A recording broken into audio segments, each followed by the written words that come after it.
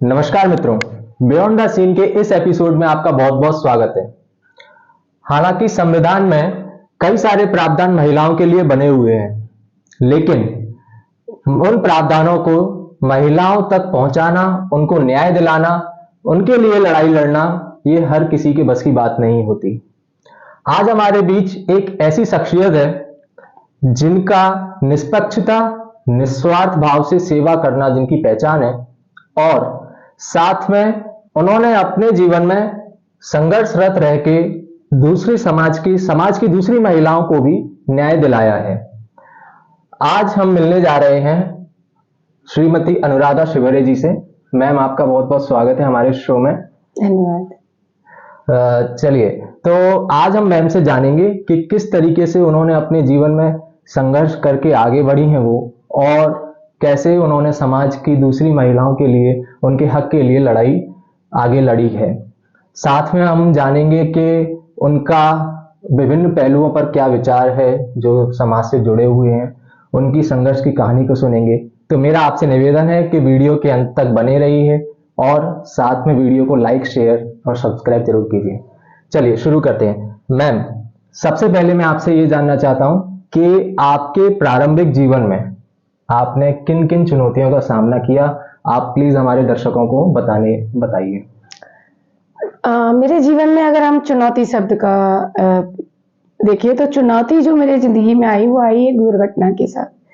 और मैं बहुत अच्छे सामाजिक स्तर पर थी, मेरा फाइनेंशियल स्टेटस ही बहुत अच्छा था, और मेरे पति एक समाचार पत्र के पार्टनर या मालिक जो भी कह लीजिए, उनके परिवार का समाचार पत्र था, और उसमें बहुत मेहनत करते थे, वो भी करते थे और मैं भी करती थी।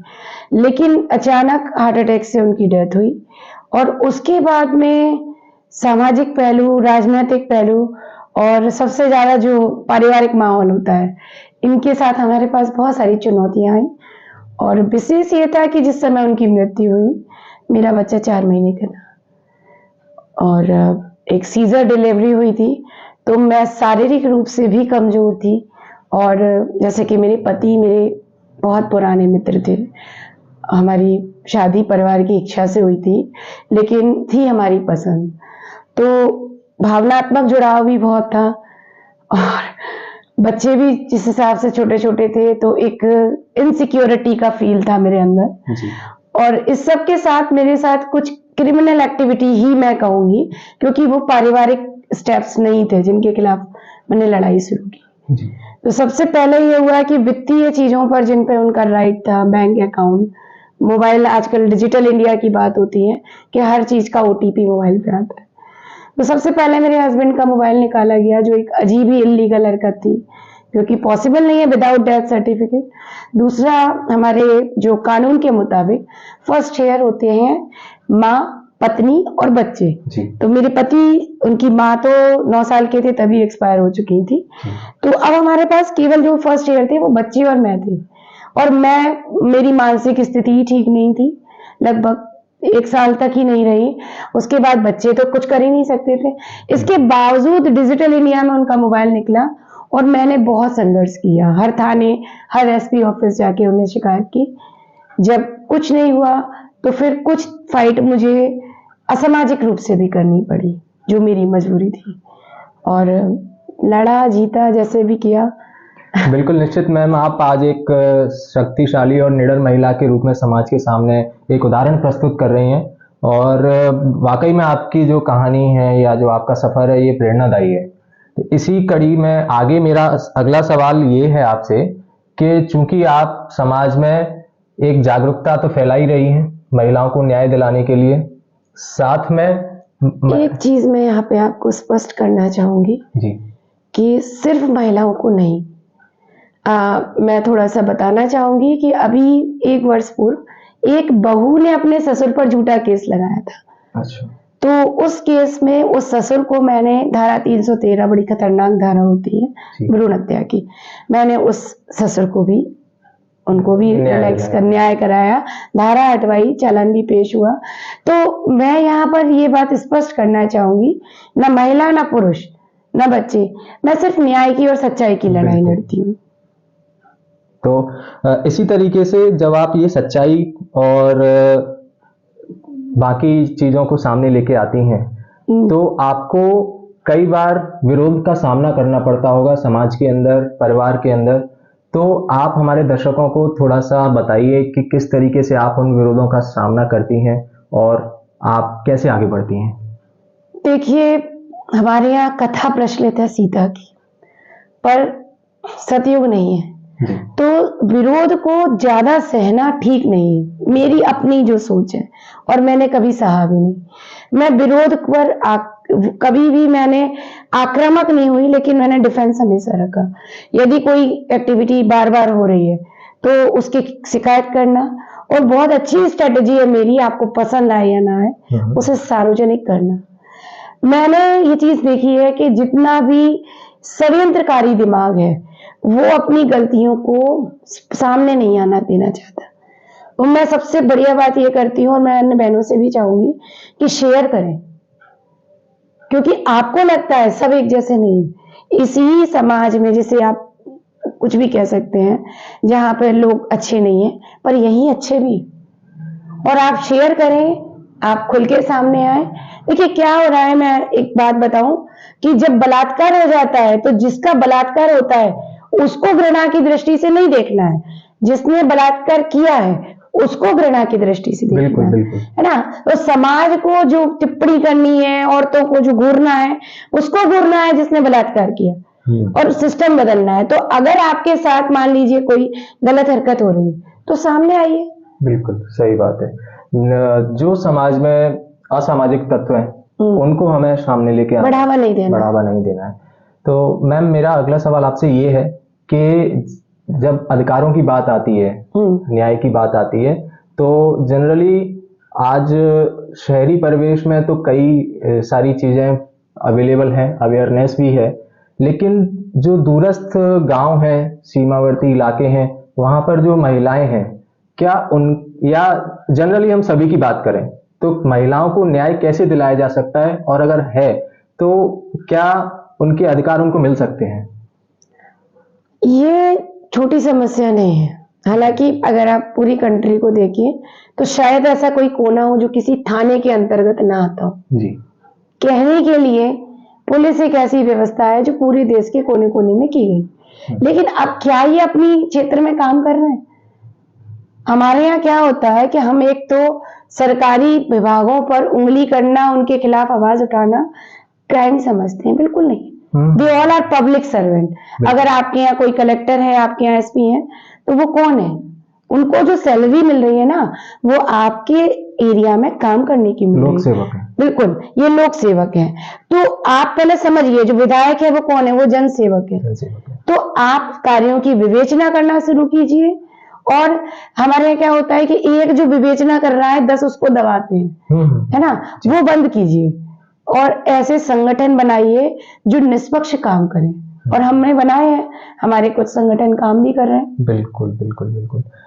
मैम, चूंकि आप राजनीति में भी आ चुकी हैं जी, और आपका राजनीति में भी काफी अच्छा इस समय परिवेश, मतलब राजनीतिक परिवेश में आप डल चुकी हैं, तो मेरा अगला सवाल आपसे ये है कि जो अभी रिसेंटली महिलाओं को संसद के अंदर जो आरक्षण मिला है, उसके बारे में हम आपके विचार जानना चाहते हैं। आपके माध्यम से हम दर्शकों तक एक मैसेज पहुंचाना चाहते हैं। देखिए, पहले भी रिजर्व सीटें रही हैं, सरपंचों की रही हैं, पार्षदों की रही हैं। तो महिला सीट के नाम पर महिला काम करेगी तब तो कुछ सीखेगी। या आप ये मान लीजिए कि आज की समाज में 10% महिलाएं पढ़ी लिखी जागरूक हैं, लेकिन जब टिकट की बात आती है तो किन को दिए जाते हैं? पत्नियों को, पत्नियों को, बहुओं को। लड़ता कौन है? उनके ससुर, उनके पति। बैठता कौन है कुर्सी पे? परिवार बैठ जाता है एक महिला के नाम पे। तो मैं इसको आरक्षण नहीं समझती। और अभी जो वर्तमान सरकार है, मैंने कल एक स्वयं सेवी संस्थाएं जो दुकान चलाती हैं विजिट की, वहां भी आदमी बैठा हुआ था, और मुझे तो सिर्फ ऐसा लग रहा है कि अभी महिलाओं का नाम चल रहा है, तो अभी आरक्षण लागू नहीं, पूरी तरीके से अभी वो लागू नहीं हो पाया है। हाँ। इसी से जुड़ा एक और सवाल है मैं मेरा कि महिलाओं का राजनीति में आना एक कैरियर के रूप में, एक प्रोफेशन के रूप में अभी थोड़ा सा कम है हमारे देश के अंदर, और राजनीति प्रोफेशन नहीं है जी, राजनीति क्या है पहले आप उसको समझिए। राजनीति का अर्थ है कि आप राज व्यवस्था में इंटरफेयर कर रहे हैं। क्यों कर रहे हैं? मैं अनुराधा गुप्ता, मेरी कमाई मेरे अपने नाम अपने कामों से हो रही है, फिर भी मैं राजनीति में पद लेना पसंद करती हूँ। क्यों? क्योंकि मैं इस राज्य व्यवस्था का हिस्सा बनना चाहती हूँ, मैं आवाज बनना चाहती हूँ। जब संविधान लिखा गया या जब ऋग्वेद लिखा गया तो किसी एक ने नहीं लिखा, ऋग्वेद भी एक समूह ने लिखा। बिल्कुल। इसके बाद जब संविधान लिखा गया वो भी एक समूह ने लिखा। तो मैं उस समूह का हिस्सा बनना चाहती हूँ जहां डिसीजन मेकिंग होता है। क्यों बनना चाहती हूँ? तब जब मैं बोलूंगी, जब मैं कहूंगी आई ऑब्जेक्ट, मेरा ऑब्जेक्शन है, तब तो वो आवाज वहां तक पहुंचेगी। सब एक जैसे पहुंच जाएंगे तो एक ही दिशा में काम होगा। पुरुषवाद में अगर सारे पुरुष हैं तो फिर पुरुष की बात होगा, मेजोरिटी विंस हमारे यहाँ कहा जाता है। तो मैं अगर राजनीति का हिस्सा हूं तो वो भी इसलिए हूं कि मैं चाहती हूं कि मैं वहां तक पहुंच के आवाज उठाऊं जहां तक आवाज सुनी जाएगी। बिल्कुल, तभी उसको हम संपूर्ण विकास कह पाएंगे। जी हाँ, संपूर्ण विकास तभी होगा जब व्यक्तिगत विकास होगा। और व्यक्तिगत विकास के लिए हमको किसी की, देखिए घूंघट करना एक अलग चीज है, वो मान सम्मान का हिस्सा है, लेकिन मेरी जगह पर मेरा पति हस्ताक्षर करता है, ये कतई मान सम्मान नहीं। इस स्थिति को आप समझिए कि एक महिला जिसके पास पैसा नहीं है, अब वो अपनी परिस्थिति काटने के लिए अगर कोई गलत काम कर रही है, वेश्यावृत्ति कर रही है, ठीक है, आप उसको रोक नहीं पा रहे, लेकिन वो समाज के लिए एक संदेश नहीं बन सकती, कभी भी किसी को प्रेरणा नहीं दे सकती। तो बिल्कुल वैसे ही है वो महिला जो अपना हस्ताक्षर पति को करने दे रही है, जो अपनी वित्तीय व्यवस्थाएं दूसरों को दे रही है, अपनी कुर्सी दे रही है, क्योंकि ये व्यवस्था नहीं है, ये आपका कॉम्प्रोमाइज है। बिल्कुल बिल्कुल, कहीं ना कहीं आपने अनैतिक है, अपने विचारों से, अपने भावनाओं से आपने समझौता कर लिया है। हाँ बिल्कुल, आप अपनी पद को मत कॉम्प्रोमाइज कीजिए। मैं कहती हूँ जैसे इंदिरा गांधी थी, व्यक्ति विशेष बनने की कोशिश करें महिलाएं, और उसके बाद में खूब खाना खिलाएं, खूब पर्दा करें, वो चीजें अलग हैं। लेकिन मूल बात यह है कि अब एक महिला डॉक्टर है जिसका पति डॉक्टर नहीं है, तो वो कैसे इलाज करेगा? तो अगर आप पार्षद बनने लायक नहीं है तो कृपया घर बैठे सीखें, फिर आए, और नहीं तो अगर आप आ ही गई हैं मैदान में तो फिर अपना काम किसी को ना करने दें, अपना हक अपने पास रखें। बिल्कुल। मैम, मेरा इस आपसे आखिरी सवाल ये है कि समाज में न्याय से वंचित या शोषित या कहें कि घरेलू हिंसा का जो शिकार हैं जो महिलाएं, उनके लिए आपका क्या संदेश है? हमारे दर्शकों को हम बताना चाहते हैं आपके माध्यम से। घरेलू हिंसा आदमी नहीं कर सकता, बहुत बड़ी बात कह रही हूँ, किसी पुरुष की इतनी दम नहीं है कि वो घरेलू हिंसा कर सकता। घरेलू हिंसा को बढ़ावा महिलाएं देती हैं। कौन सी महिलाएं देती हैं? वो जो जिन पर खुद हिंसा नहीं हो रही और दूसरी पर हिंसा हो रही है। और अगर महिलाएं सपोर्ट बंद कर दें तो 50% घरेलू हिंसा रह जाएगी, उसके खिलाफ आवाज उठने लग जाए तो घरेलू हिंसा 25% रह जाएगी। अब 25% व्यक्ति कौन होगा? जो वास्तव क्रिमिनल माइंड होगा, बिल्कुल, उसको सजा दिलानी है। मेरा आज भी सोचना यह है कि 100% घरेलू हिंसा 75% ऐसे लोगों द्वारा हो रही है जिनका अपना जो कहना चाहिए विचार नहीं है हिंसा करने का, फिर भी वो हिंसा कर रहे हैं। अगर हम उनको समझा दें, सिखा दें, तो 75% तो हिंसा वहीं खत्म हो जाएगी। फिर जो 25% बचेगी उसके लिए न्यायालय है, आप जैसे लोग हैं। हाँ। जो बिल्कुल तत्पर रहते हैं। बिना हिंसा के परिवार चलते हैं, बहुत अच्छे चलते हैं। इवन मेरा व्यक्तिगत अनुभव रहा, मेरी भी शादी हुई थी, पहले भी मेरा परिवार बहुत सुखी था, और मैं बाहरी दबाव आते थे। इधर एक शब्द चलता है ना, जोरू का गुलाम, वो गलत चलता है। भाई देखिए, जीवन साथी हैं और एक दूसरे को सहयोग तो करना पड़ेगा। और ये कहीं नहीं लिखा कि औरत योग्य है फिर भी घर में रहे। उसे बाहर जाना चाहिए, उसे भी अपना शेयर देना चाहिए सोसाइटी को, और उसके साथ जो हमारा धर्म है, जो हमारे रीति रिवाज है, उनको निभाना चाहिए। उनका भी समानता का अधिकार है। हाँ, नहीं, रिवाज कहीं बुरा नहीं है, रिवाज सब जगह अच्छे हैं, बशर्ते रिवाज के नाम पर कुछ भी अनैतिक ना हो। बिल्कुल बिल्कुल बिल्कुल। मैम, आपने जो हमारे दर्शकों को बताया, हमारे शो में आपने कई सारे अपने अच्छे विचार शेयर किए हैं आज। मुझे पूरी उम्मीद है हमारे दर्शकों को इस वीडियो के माध्यम से नॉलेज भी मिलेगी, साथ में उन्हें एक प्रेरणा भी मिलेगी। जो भी महिलाएं इस वीडियो को देखती हैं और समझती हैं, वो कृपया इस वीडियो को ज़्यादा से ज़्यादा शेयर करें, ताकि समाज में न्याय से वंचित अगर कोई है तो वहाँ तक उस तक मैम की आवाज़ पहुँच सके। मैम, आपका बहुत बहुत धन्यवाद हमारे शो में आने के लिए, और मुझे खास तौर पे आपसे मिलकर बहुत अच्छा लगा। बहुत बहुत धन्यवाद।